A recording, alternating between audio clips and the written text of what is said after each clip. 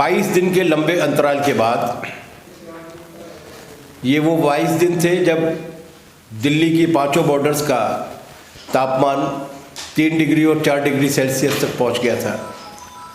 इस कड़कड़ाती ठंड के बाद भी लगातार लोगों की तादाद बढ़ती रही बजाय कम होने के, और न केवल दिल्ली की बॉर्डर्स पर पूरी तादाद बढ़ती रही बल्कि देश भर के तमाम सारे कोनों में जोरदार प्रदर्शन होते रहे। और अंततः 22 दिन के अनबोलेपन के बाद आज बैठक हुई है। 5वें दौर की आखिरी बातचीत 9 तारीख को, 6ठे दौर की बातचीत 9 तारीख को 5 दिसंबर को हुई थी 5वें दौर की, और 6ठे दौर की बातचीत होने वाली थी 9 तारीख को। लेकिन इसी बीच में गृह मंत्री जी ने एक अनौपचारिक बैठक बुलाई थी और उसके बाद बिना किसी सूचना के जो औपचारिक बातचीत चल रही थी उस बातचीत को बंद कर दिया गया था। लेकिन अंततः सरकार बातचीत की टेबल पर आई है। आज 6ठे दौर की बातचीत हुई है। 5 घंटे तक ये वार्ता लगातार चली है और इस 5 घंटे की वार्ता के बाद कृषि मंत्री जी ने कुछ इस तरीके के बयान दिए हैं जैसे कि उन्होंने बड़ी कृपा कर दी होगी, बहुत चीज़ें उन्होंने मान ली है। लेकिन असल में बातचीत में क्या हुआ, इसके लिए हमारे साथ मौजूद है पंजाब की किसान सभा के उपाध्यक्ष कॉमरेड धर्मपाल जी सील। वो इस बातचीत में पंजाब के किसान संगठनों की ओर से और देश भर के किसान संगठनों की ओर से जो 40 प्रतिनिधि गए थे उसके एक सदस्य थे। वो हमें ये जानकारी देंगे कि इस बातचीत में क्या हुआ। धर्मपाल जी, कौन सी मांगें हैं जिन मांगों के बारे में कृषि मंत्री जी ने दावा किया है कि वो मान ली गई हैं? कृषि मंत्री जी ने 2 मांगों पर दावा किया है। एक मांग तो ये है कि जो पंजाब का किसान पैडी की फसल काटने के बाद जो हार्वेस्टर कंबाइन से काटी जाती है उसके बाद में जो उसके पीछे फोकट बचता है उसको, क्योंकि थोड़े दिन के बाद गेहूं का बिजाई करना होता है, वो अच्छी तरह से खेत तैयार नहीं होता, इसलिए उसको कुछ किसान ऐसे हैं जो उसको आग लगा देते हैं। तो केंद्र सरकार ने उसके ऊपर एक कानून पारित किया कि जो किसान उस पराली को, उस भूसे को जलाएगा उसके ऊपर 1 करोड़ जुर्माना और 5 साल की सज़ा होगी। ये तो एक मांग थी ये, जिसके ऊपर आज मंत्री स्तर की मीटिंग में उन्होंने उपचार के तौर पर ये मान लिया है कि हम इसको वापस ले लेंगे। इसका कोई भी जो क्रिमिनल केस होगा किसी भी किसान के ऊपर ये दर्ज नहीं किया जाएगा, इसको वापस लेते हैं। दूसरा था जो केंद्र सरकार ने बिजली शोध बिल 2020 के ऊपर जो उन्होंने लागू करना था, अभी रोक रखा था, उसके बारे में हमारा जो किसान संगठन है, संयुक्त मोर्चा है, उसकी ये मांग थी कि ये जो किसान को का खर्चा बढ़ाएगा उसको सब्सिडी वो बोलते हैं हम कैश में डाल देंगे, उसके ऊपर हमारे को विश्वास नहीं है कि वो जो सब्सिडी है वो रेगुलर आती रहेगी हमारे अकाउंट में। और इसके साथ जो खेती से दूसरा भी खपतकार है उसके ऊपर भी इसका बहुत भारी जो आर्थिक बोझ डालने वाला था। ये हमारी मांग थी 4थे नंबर की कि इसको भी ख़त्म किया जाए और इसको लागू ना किया जाए। वो भी आज उन्होंने अपने मंत्री स्तर की मीटिंग में इसको मान लिया है कि जो बिजली शोध बिल 2020 है इसके ऊपर केंद्र सरकार कोई अमल नहीं करेगी। जैसे जैसे पहले सूबे की सरकारें इसको लागू करती थी वैसे ही उसी शक्ल में ये रहेगा, इसके ऊपर कोई कार्रवाई नहीं की जाएगी। तो कुल मिलाकर ये 2 सवाल हैं जिन पर पहले दौर की बातचीत से ही लगभग एक आम सहमति चल रही थी कि ये पराली वाला मामला तो वैसे भी बहुत बेहुदा मामला था। ये बिल्कुल वैसी ही बात है जैसा बचपन में पढ़ी हुई कहानी में है कि भेड़िया पानी गंदा मानता है क्योंकि पानी के बहाव की तरफ आगे की ओर कोई मेमना पानी पी रहा है। जबकि पंजाब, जैसा कि धर्मपाल जी ने बताया कि जबकि पंजाब के प्रदूषण बोर्ड का कहना है कि वहाँ का धुआं यहाँ नहीं आता, लेकिन इसके बाद भी दिल्ली में लगातार बढ़ती हुई कारों और प्रदूषण के दूसरे तरीकों के बावजूद सारा दोषारोपण पंजाब के किसानों पर जो किया जा रहा था और एक बहुत ही भयानक कानून वो लेके आए थे, अंग्रेज़ों के ज़माने से भी ज़्यादा बदतर, उसे वापस लेने पर आज सरकार ने आश्वासन दिया है, वादा किया है। और दूसरा सवाल, जैसा कि आपको जानकारी दी गई कि वो बिजली का बिल जिसका मसौदा जारी किया गया था, जिसने अभी कानून की शक्ल नहीं ली है, उसको सरकार ने ये आश्वासन दिया है कि उससे वो नहीं लाएगी। लेकिन दो महत्वपूर्ण सवाल जो आपके संयुक्त किसान मोर्चे की ओर से दिए गए थे, उन महत्वपूर्ण सवालों के बारे में क्या बोला? मिनिमम सपोर्ट प्राइस के बारे में क्या बोला?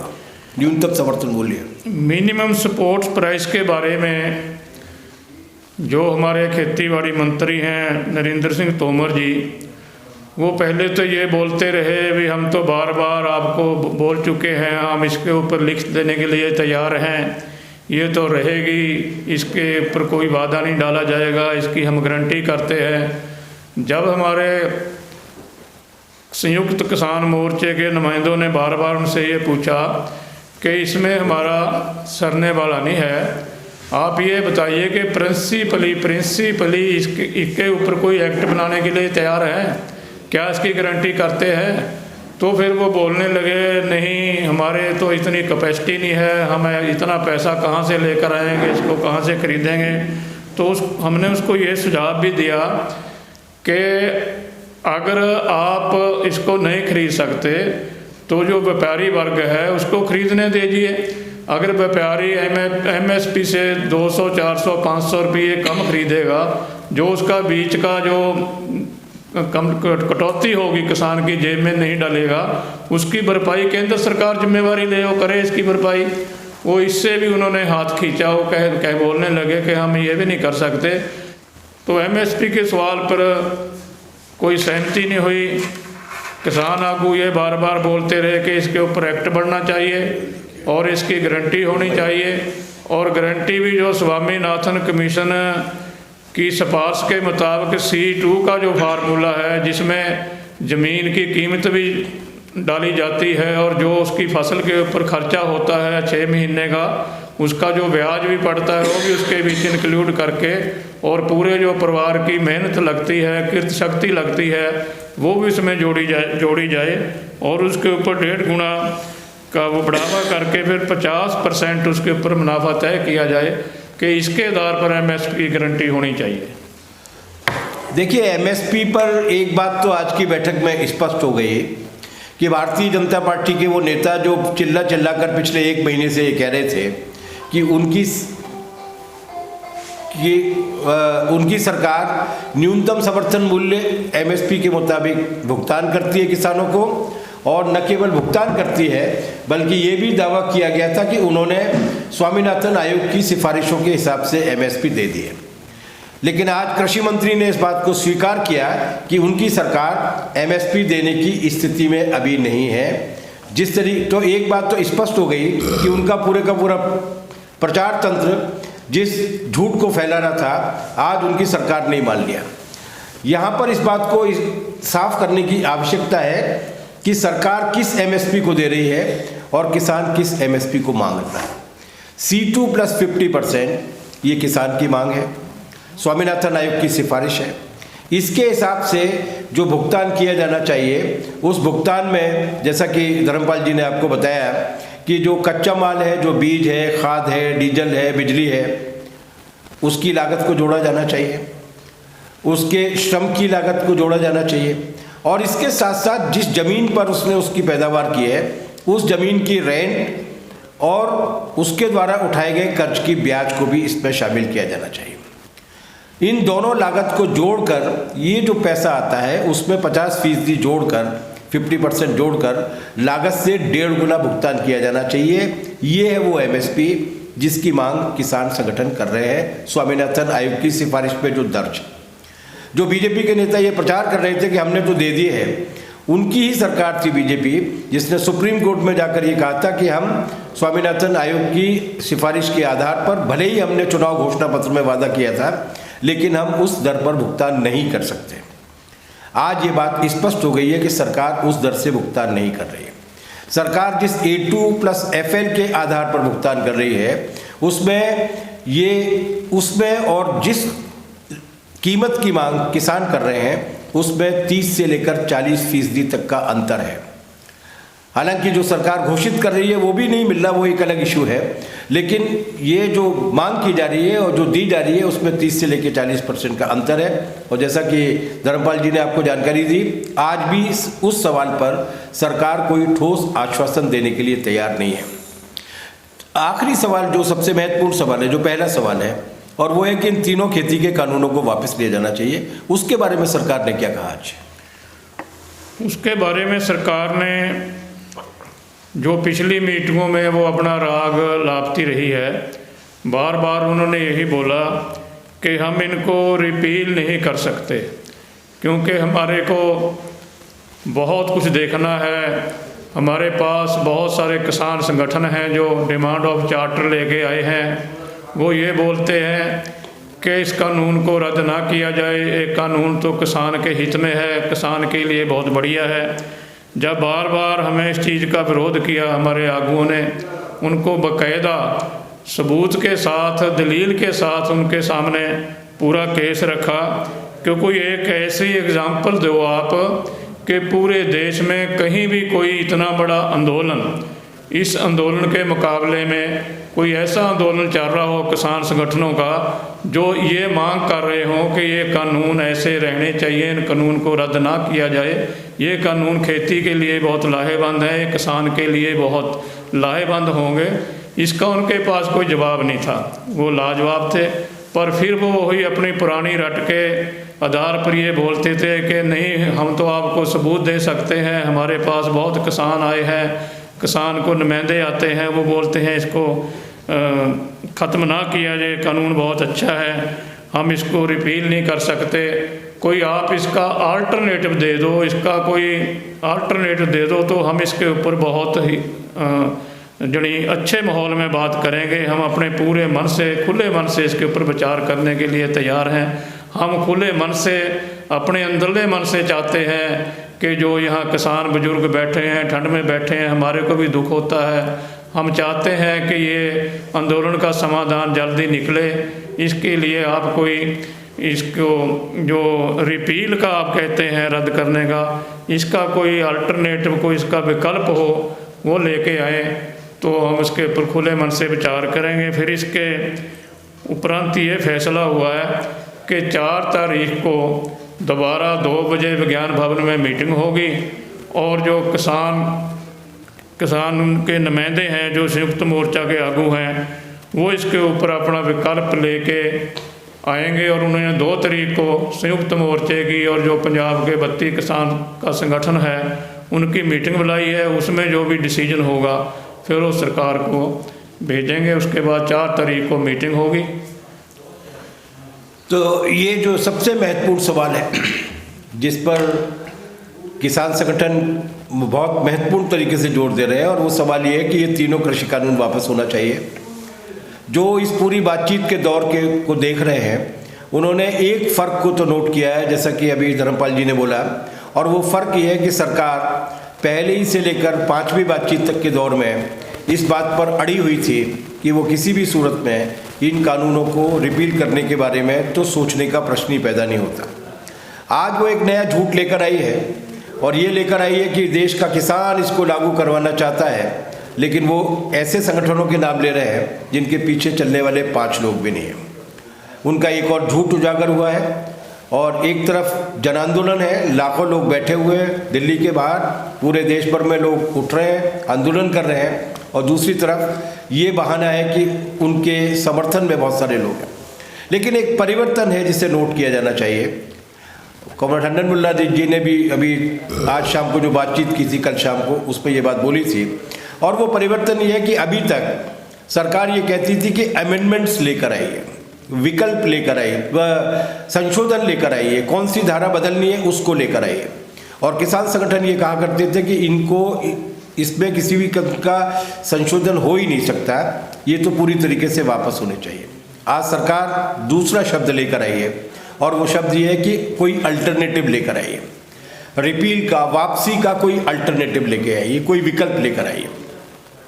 किसान संगठन पहले दिन से ही अड़े नहीं है। किसान संगठन अपनी बात पर कायम है और उनकी बात बिल्कुल जायज़ रही है। उन्होंने भी कहा है कि ठीक है, अगर सरकार कोई विकल्प अल्टरनेटिव की बात कर रही है और 4 तारीख के लिए नई बातचीत के लिए समय तय कर रही है। तो किसान संगठन भी अपनी बैठक करके सरकार की इस जिज्ञासा का समाधान करेंगे। ये कहा जा रहा है कि आगे आने वाला जो आंदोलन था उसके बारे में भी कोई फैसला लिया गया है। आगे आने वाले आंदोलन में फैसला तो ये है कि अगर तो सरकार पॉजिटिवली इसके ऊपर विचार करके इन कानून को रिपील करने का मन बनाएगी फिर तो कुछ और बात है।